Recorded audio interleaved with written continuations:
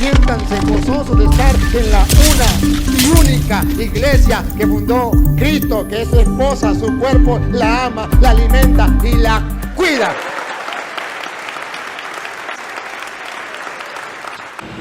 Ahí se nombra como religión. Ahí sí es un lío. Ahí sí hay un problema. Ahí sí está equivocado usted. No, digo yo, me explico, la pregunta que yo me hago, ¿no? Se la voy a responder y usted mismo me puede buscar en la Biblia. Lea más. Mira. Aquí O sí sea, hay... porque yo la pregunta la hago por esto, porque el apóstol Pablo dice que dice que no seamos de Apolo o de Atenas, o sea, de una religión o de otra. No. Dice, no dice eso. Dice que no seamos de Apolo, ni de Cefas, ni de Pedro, que seamos de Cristo. Que seamos de Cristo. Entonces no me quite a Cristo. Sí, señor. Sí, tenemos que ser de Cristo. O sea, no soy tampoco tan leidor bastante, ¿no? No, pero es que cuando usted me quita a Cristo, usted me hace creer que nada salva. Esa es verdad. Me salva a Cristo. Y si usted, esa cita está en Primera de Corintios, capítulo 1, versículo 10 en adelante, que usted lo va a escuchar para que usted se dé cuenta de qué es lo que está hablando Pablo. Y lo vamos a leer porque exactamente me encanta que usted me dé esa cita. Y ahí está la explicación. Porque ciertamente Pablo dice, yo no puedo decir que soy Apolo. Es decir, si Cristo ya dejó una religión, yo no me puedo ir con la de Apolo. Que yo soy de Pablo, si Cristo ya dejó una religión, no me puedo ir con la de Pablo. Que yo soy de Cefas, si Cristo ya dejó una religión, no me puedo ir con la de Cefas. Tengo que ser con la de Cristo. ¿Sí? Léalo para que vea. Ajá, 1 Corintios 1:10 en adelante.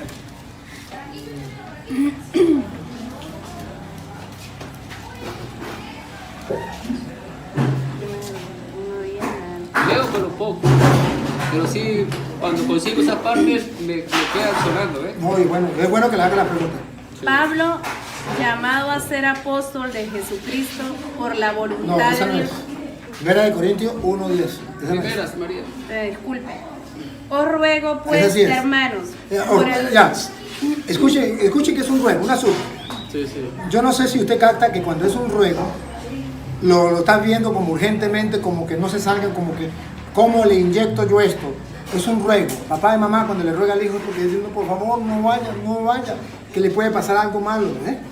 Así lo hace Pablo. Otra vez. Os ruego pues, hermanos, por el nombre de nuestro Señor Jesucristo, que habléis todo en una misma cosa. Habléis mismo una misma cosa, que no cambie. Uno habla una cosa, predica otra cosa. Eso no es correcto. Que uno predica una cosa, otro predica otra cosa. Todos tenemos que predicar lo mismo. Sigue.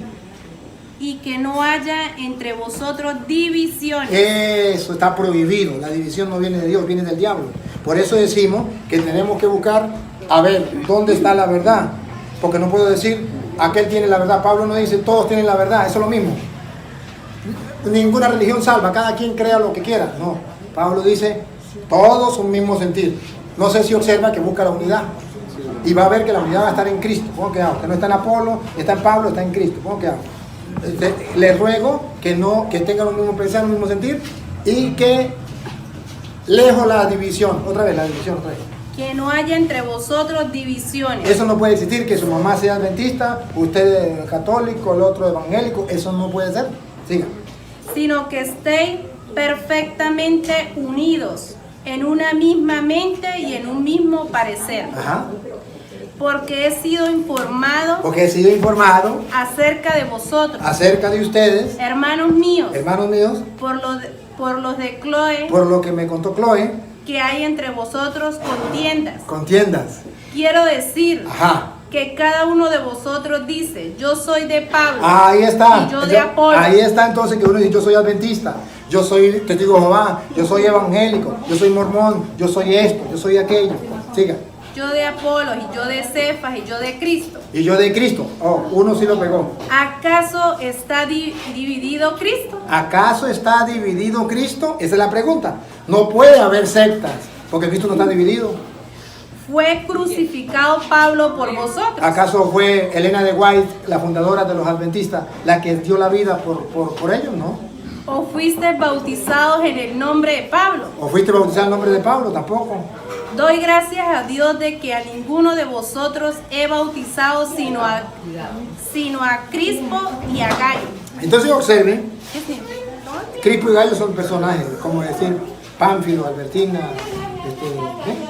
Toro. Ajá. Entonces, observe que Pablo está en contra de la división. Pero ojo, usted no me puede decir que Pablo me sacó a Cristo. Pablo dice, ¿acaso fue aquel que dio la vida? Fue Cristo. Entonces Pablo está en contra de todas aquellas sectas que no centran la atención en Cristo y se separan.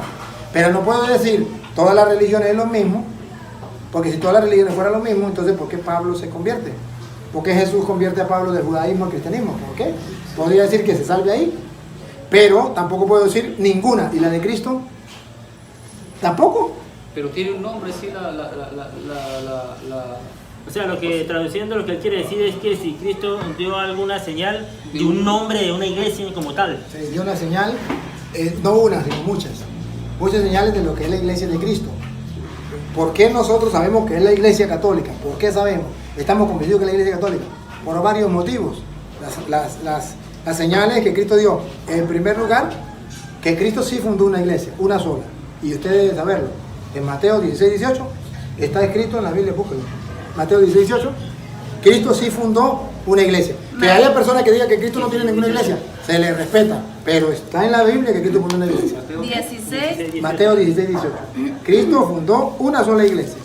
Y que haya personas que digan, no, Cristo no fundó ninguna iglesia, se le respeta, pero no se le cree. Porque aquí, al que tenemos que creerle es a Cristo. Ajá. Dale. Y yo también te digo que tú eres Pedro, y sobre esta roca edificaré mi iglesia, y las puertas del Hades no prevalecerán contra ella. Edificaré mi iglesia. De modo que Cristo sí tiene una iglesia. El que me diga que ninguna iglesia salva, entonces dígame para qué Cristo fundó una iglesia. Pero la iglesia somos nosotros. A ver, cada uno de nosotros. no, es mentira. Eso es mentira. Uno va para la Ya va, iglesia. disculpe un momentico. Primero le respondo a ella y después le respondo a usted. Mire, esa es la mentira de las sectas. Que Cristo no fundó una iglesia porque yo soy la iglesia. Cada uno de nosotros somos la iglesia. Eso no es correcto. Eso no existe en la Biblia. Eso lo escuchamos en la secta. Y lo dice. Incluso hay una canción que dice, yo soy la iglesia, tú eres la iglesia. Y eso no es verdad. Yo no soy la iglesia. Y usted lo puede leer para que vea que Pablo dice allá en 1 de Corintios capítulo 1, capítulo 12, versículo 14, búsquelo. 1 de Corintios capítulo 12, versículo 14, y verá que Pablo dice que eso es imposible, de que un solo miembro. 1 de Corintios 12, 14. Y verá que usted verá que ahí dice Pablo que es imposible que un solo miembro forme un cuerpo. Okay. Además, el cuerpo no es un solo miembro, sino muchos. El cuerpo no es un solo miembro, sino muchos. De modo que yo no puedo decir que yo soy la iglesia. ¿Qué es el cuerpo para Pablo? Si Colosenses 1:18, ¿qué es el cuerpo? No se lo olvide, Colosenses 1:18. No se lo olvide, el cuerpo no es un solo miembro, se necesitan muchos miembros. Entonces, ¿de qué cuerpo estamos hablando? Vamos a ver, porque es Pablo que habla de un cuerpo. ¿A qué llama Pablo cuerpo? Que usted no puede ser miembro no puede ser el cuerpo. Usted tiene que ser miembro del cuerpo, pero usted no es el cuerpo. ¿Qué llama Pablo cuerpo? O sea, una congregación. O sea, Vamos a ver. Y él es la cabeza del cuerpo, que es la iglesia. ¿Qué es el cuerpo? La iglesia. Entonces yo no puedo decir yo soy la iglesia. Cuando un adventista o un evangélico dice yo soy la iglesia, eso no está en la Biblia. La Biblia dice que yo no puedo ser un cuerpo, yo soy parte del cuerpo. Dice que el cuerpo es la iglesia, Cristo es la cabeza y nosotros somos parte de ese cuerpo. Porque si yo digo yo soy la iglesia el día que yo me muera, se acabó la iglesia. Ah, pero entonces yo soy una iglesia y usted es otra y ella es otra. Pues entonces yo no puedo decir yo soy la iglesia. Yo tengo que decir yo soy una iglesia. Cuando yo me muera queda la otra. Tenemos que hablar claro. Pero no puedo decir yo soy la iglesia. Eso es mentira. Yo soy parte de la iglesia. Eso sí es verdad. Pero entonces Cristo funda una iglesia. Tú eres Pedro, sobre esta piedra edificaré mi iglesia. Sigue con Mateo 16, 18. A ver si lo que usted me dice, que sin ninguna iglesia salva. Vamos a ver si es verdad.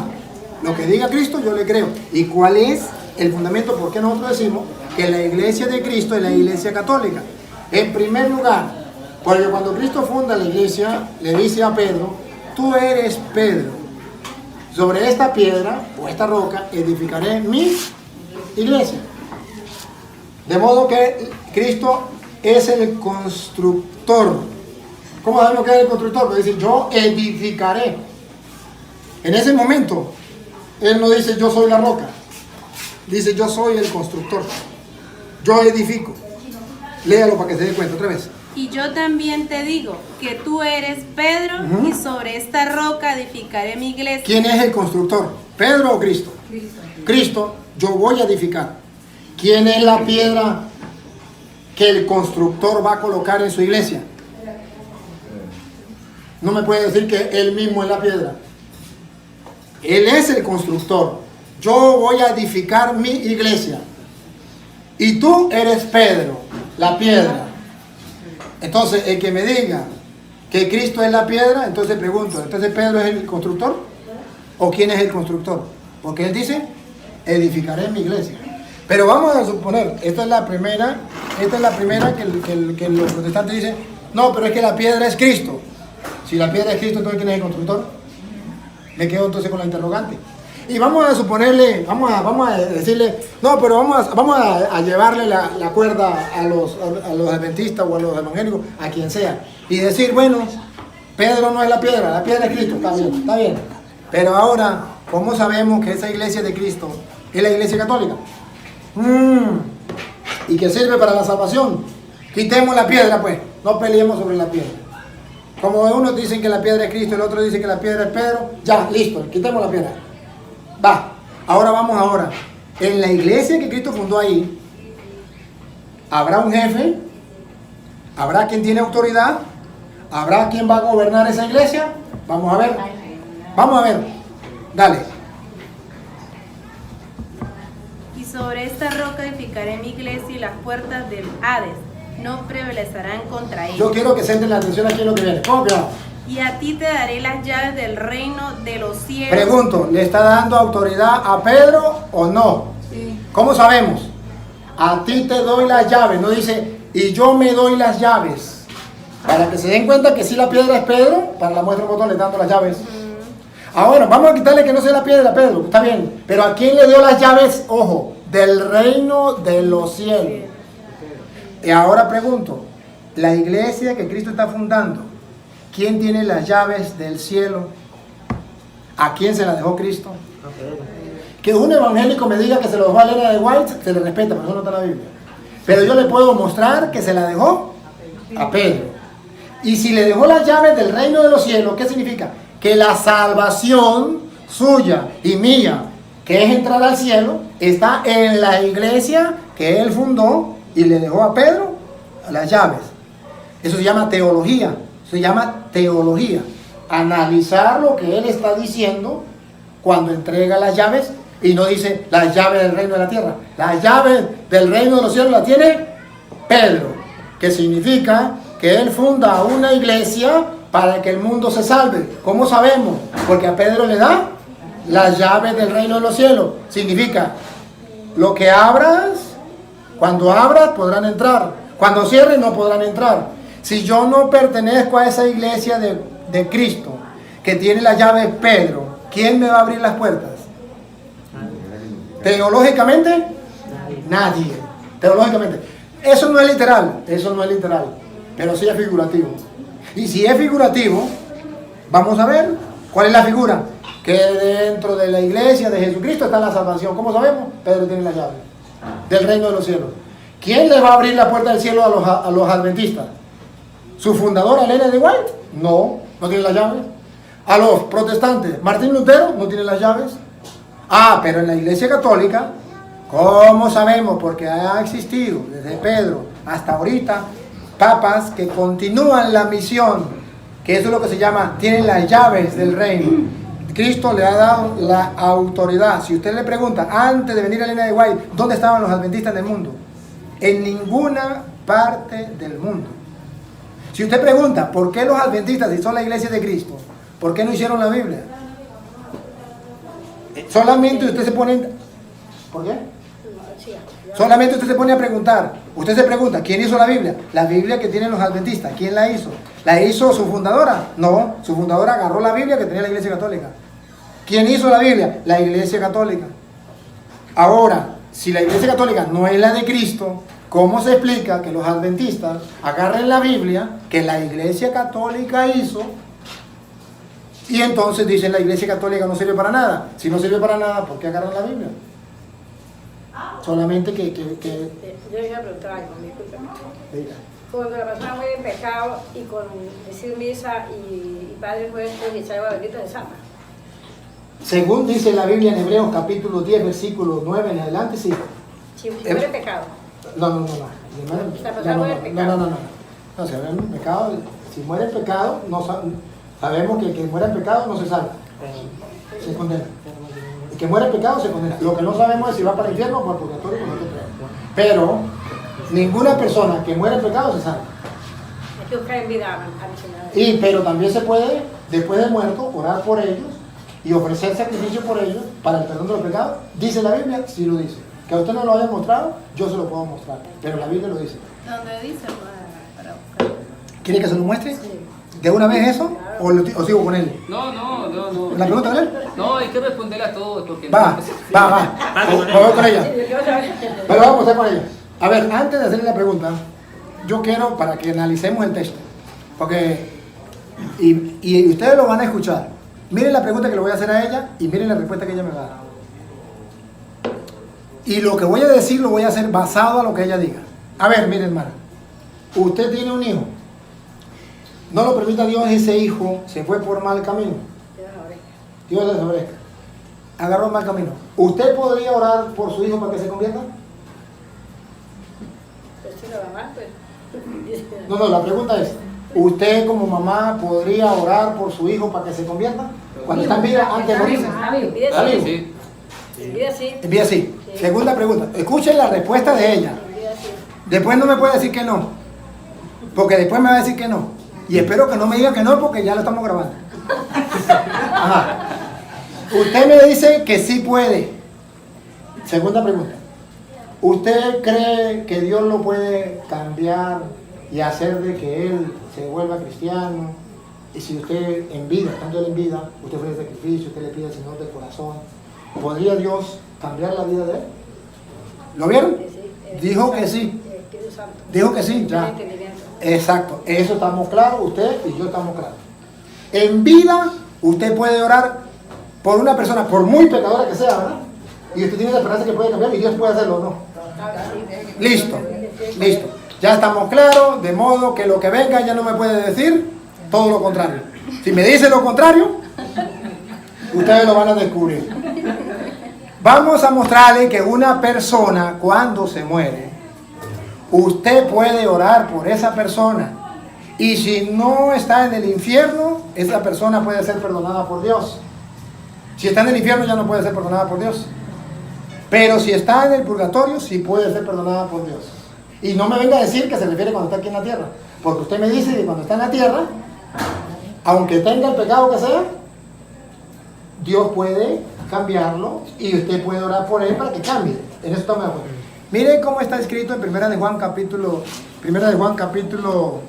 5, versículo 16. Para que vean que sí podemos orar por los que están muertos. Aquí habla Juan de los que ya murieron. Y unos murieron en pecado venial y otros murieron en pecado mortal. Los que murieron en pecado venial, pues podemos orar por ellos para que Dios les perdone. Eso es lo que llama purgatorio. Los que murieron en pecado mortal, que cayeron al infierno, ya no podemos orar por ellos porque ya no tienen remedio. Primera carta de Juan. Primera carta de Juan, capítulo 5, versículo 16. Para que ustedes vean que la respuesta se la voy a dar con la Biblia, no mi parecer, lo que dice la Biblia. Que ella lo acepte o no lo acepte, pues me perdona, eso ya no es culpa mía. Pero yo tengo que darle una cita bíblica. La Santa Dios dio cristalino y claro, lo que nosotros hacemos somos nosotros. Ajá, primera de Juan. Escuchen, primera de Juan 5, 16, ponga. 5:16. Si alguno viere a su hermano cometer pecado que no sea de muerte. Que no sea de muerte. Y ojo, escuchen. Si alguien vio a un hermano cometer pecado que no sea de muerte, que no lleve al infierno, siga. Pedirá y Dios le dará vida. Epa, ¿hay que pedir o no? Hay que pedir y Dios le dará vida o no. Sí. Nosotros los católicos decimos eso se refiere a la gente que está en el purgatorio. Ella me puede decir, no, eso se refiere a los que están vivos. ¿Cómo sé que es a los que no están vivos? Que los que ya murieron, pongan cuidado. Porque dice, si alguien cometió un pecado que no sea de muerte, que pida y sea perdonado. Y pongan cuidado lo que viene. Si alguno viera a su hermano cometer pecado que no sea de muerte, pedirá y Dios le dará vida. Esto es para los que cometen pecado que no sea de muerte. Que llamamos purgatorio, que están en el purgatorio, siga. Hay pecado de muerte, Hay pecado de muerte, infierno. por el cual yo no digo que se pida. Por el cual yo les digo, no se puede pedir. Entonces se refiere a los vivos o a los muertos. Porque ella me dice que por un vivo que haya cometido el pecado, por muy grande que sea, se puede pedir y Dios lo puede cambiar. Pero aquí dice San Juan que por una persona que haya pecado, que sea un pecado de muerte, no hay que pedir. Porque ya no hay remedio. No se refiere a los vivos, se refiere a los que están muertos. Porque a los vivos, ella me dice que por muy grande que sea el pecado de su hijo, ¿se acuerda que lo dijo? Sí. Que sí se podía convertir y que sí iba a orar y que Dios le iba a escuchar. Entonces no estamos hablando de los vivos, porque todos sabemos que de los vivos, mientras están vivos, se puede orar por él para que Dios lo cambie. Pero aquí dice que cuando es un pecado que ya es de muerte, que llamamos infierno, ya no hay remedio. Pero cuando es un pecado que no lleva a la muerte, que llamamos nosotros pecado venial, purgatorio, sí se puede pedir para que Dios le perdone. Si quiero leerlo otra vez desde el 16. Ah, de repente hay una persona que se ahorque. Murió en pecado, pero no sabemos nosotros para dónde mandarlo, eso le toca a Dios. Nosotros sabemos que mandó en pecado y sabemos que se condenó. En la Iglesia Católica es diferente a los hermanos separados. La Iglesia Católica dice, una persona que muera borracho, adulterio o en lo que sea, murió en pecado, se condena. Pero nunca dice, se va para el infierno. Eso le toca a Dios. Mientras que el hermano separado dice, el que muera en pecado se va para el infierno directamente. Porque el purgatorio no existe. Pero ustedes van a ver lo que dice aquí la Biblia. Con que sigan. Les vuelvo a leer. Léalo de 16, sigan. Si alguno viera a su hermano cometer pecado que no sea de muerte, pedirá y Dios le dará vida. Esto es para los que cometen pecado que no sea de muerte. Hay pecado de muerte por el cual yo no digo que se pida. Toda injusticia es pecado. Toda injusticia es pecado. Pero hay pecado no de muerte. Pero hay pecados que no van al infierno. No de muerte. ¿Y para los protestantes? Toda injusticia. Toda injusticia es pecado. Pero dice, no todo pecado. Pero hay pecado no de muerte. No de muerte, no va para el infierno. Y los adventistas y los evangélicos, todos dicen, el que murió en pecado, así es el pecado más pequeño, directo para el infierno. Y dice la Biblia, no, eso es mentira. Hay pecados que no son de muerte. Entonces, ¿a quién le creo yo? Yo le creo la palabra de Dios. Y cuando ella me dice que nosotros no podemos orar por los muertos, no podemos hacer nada por los muertos, es mentira. Primera de Corintios, capítulo 15, versículo 29, del Nuevo Testamento que estamos hablando. Dice que se puede hacer oración, se puede hacer actos de fe. Búsquenlo, Primera de Corintios 15, 29. Se puede hacer algo por los que ya murieron. Y Pablo lo viene a decir.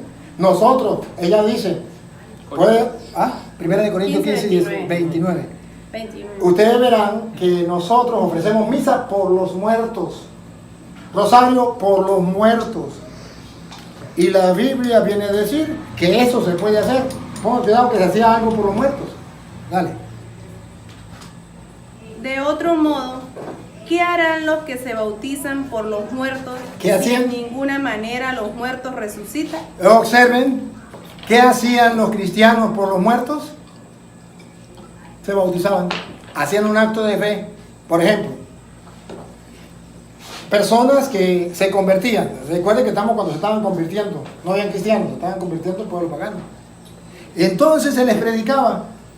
Había muerto un familiar, había muerto en pecado. ¿Qué decía la gente? Yo quiero que esa persona se salve. ¿Qué le mandaban a hacer? Bautizarse por los muertos. Lo dice ahí, Marisa. Léalo.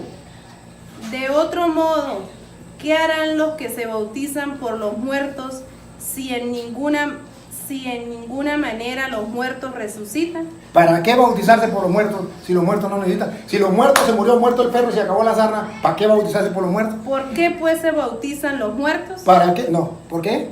¿Por qué pues se bautizan los muertos? Mm. ¿Y por qué nosotros peligramos a toda hora? No, esa traducción está mal.